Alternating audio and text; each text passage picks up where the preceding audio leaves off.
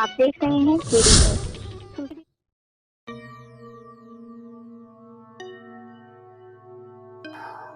उत्तर प्रदेश की योगी सरकार ने ग्रामीण क्षेत्र में तैयार की जा रही घरौनी को कानूनी मान्यता दे दी है।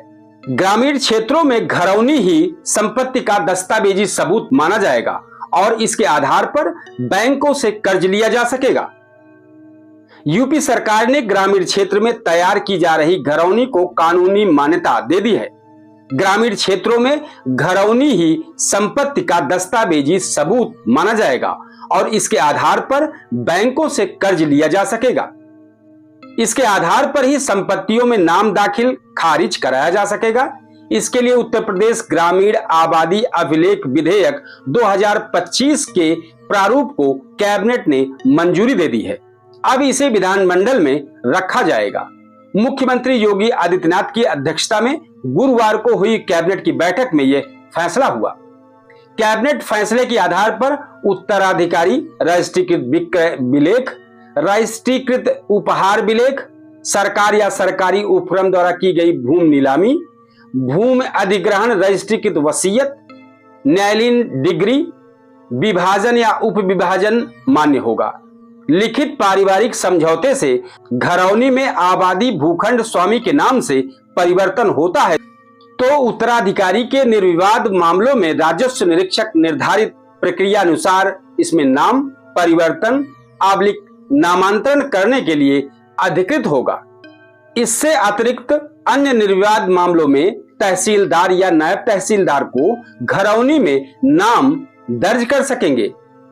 केंद्र सरकार ने ग्रामीण आबादी क्षेत्रों का समुचित अभिलेख तैयार करने के लिए ड्रोन प्रौद्योगिकी के उपयोग से सर्वेक्षण कर स्वामित्व नामक योजना शुरू की है।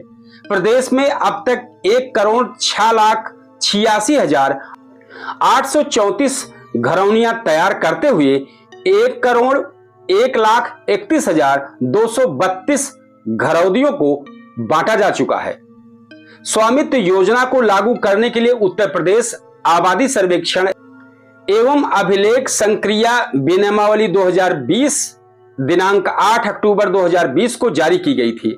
अब उत्तर प्रदेश ग्रामीण आबादी अभिलेख विधेयक 2025 के माध्यम से घरौनी बनने के बाद होने वाले वरासत, विक्रय आदि के कारण नामांतरण या संशोधन और किसी लिपिकीय त्रुटि या चूक के सुधार, फोन नंबर या पता में संशोधन करने का विकल्प दे दिया गया है।